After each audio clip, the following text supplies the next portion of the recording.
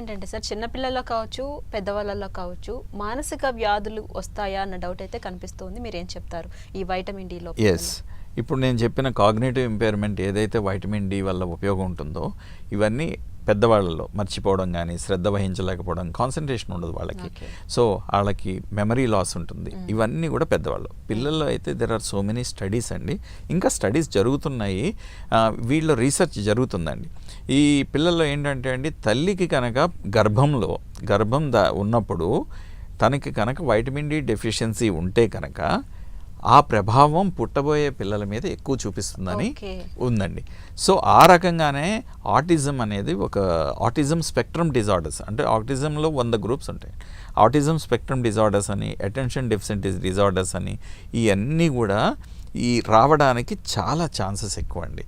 So vitamin D supplementation, అందుకనే మీకు ఇందాక చెప్పాను, 1 year లోపు పిల్లలందరికీ కూడా మేము క్లినిక్ వస్తే తల్లిపాలలో తక్కువ ఉంటుంది, తల్లి సరిగ్గా శ్రద్ధ వహించక తీసుకోకపోతే దాని ప్రభావం పుట్టిన తర్వాత పిల్లల్లో ఉంటుంది. కాబట్టి మనము పిల్లలకి న్యూట్రిషన్ సప్లిమెంట్ కింద ఈ వైటమిన్ డి కంపల్సరీగా సప్లిమెంట్ ఇస్తే ఈ 1 yearలో కావలసిన వైటమిన్ డి లోపం లేకుండా చేసి వాళ్ళ బ్రెయిన్ డెవలప్మెంట్ కానీ, మెచ్యూరిటీ కానీ, గ్రోత్ డెవలప్మెంట్ కానీ, ఎదుగుదల కానీ అన్నీ కూడా సవ్యంగా చేయడానికి మనము సపోర్ట్ చేస్తున్నామండి.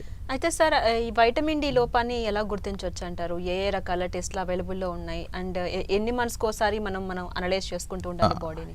అవునండి, ఇప్పుడు వైటమిన్ డి అనేది ఇప్పుడు చెప్పాను, సూర్యరశ్మి ద్వారా ప్లస్ ఆహారం ద్వారా మన బాడీలోకి వెళ్ళంగానే ఫస్ట్ లివర్ కాలేయం, లివర్లో మనకి మెటబాలిజం అవుతుందండి. ఫస్ట్ రియాక్షన్ 25 హైడ్రాక్సీ కోలికాల్సిఫెరాల్ అంటారు, అదే ఫ్రీ వైటమిన్ డి అంటారు. ఓకే, మనం చేసే బ్లడ్ టెస్ట్లు అన్నీ కూడా ఈ ఫ్రీ వైటమిన్ డినే చూపిస్తుందండి.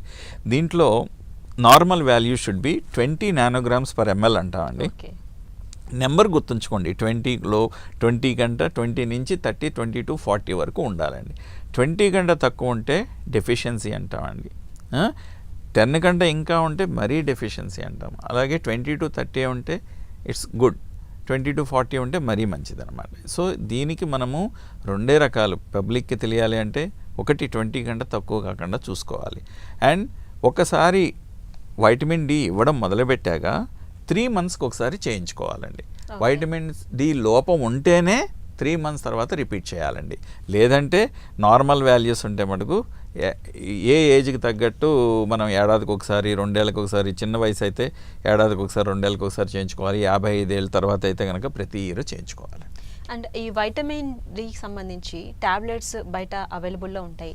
చాలామంది లోపం ఉందేమో అన్న డౌట్ తోటి కన్ఫర్మ్ చేసుకోకుండా యూజ్ చేస్తూ ఉంటారు వితౌట్ డాక్టర్ కన్సల్టేషన్. అలా చేయొచ్చు అంటారు? అసలు టాబ్లెట్స్ యూజ్ చేయొచ్చా? దానివల్ల సైడ్ ఎఫెక్ట్స్ ఏమైనా ఉంటాయా? అలా వద్దనే చెప్తానండి.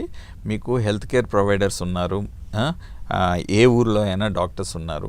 వాళ్ళ దగ్గరికి వెళ్తే వాళ్ళు ఈ చిన్న టెస్ట్ చేసి మీకు నిజంగా తక్కువ ఉంటే కనుక, వైటమిన్ డి లోపం ఉంటే కనుక దాన్ని సరిచేయడానికి, ఆ మేధస్సు ఉపయోగించడానికి, సరిచేయడానికి డాక్టర్స్ మీ ఎదురుగుండా ఉన్నారండి. వాళ్ళ దగ్గర సలహా తీసుకుని పాటించండి. రెండోది, మీరు అడిగిన చాలా మంచి క్వశ్చన్ అండి. ఒకవేళ అనవసరంగా వాడితే కనుక ద మెయిన్ ప్రాబ్లం ఏంటి, ఇందాక చెప్పాను, vitamin D, calcium. Vitamin D ఎక్కువ అవుతే కాల్షియం ఎక్కువ అవుతుంది, కాల్షియం ఎక్కువ అవుతే అది కిడ్నీస్ మీద ప్రభావం చూపిస్తుంది. కిడ్నీ స్టోన్స్, రాళ్ళు వస్తానికి అవకాశం ఉంటుంది.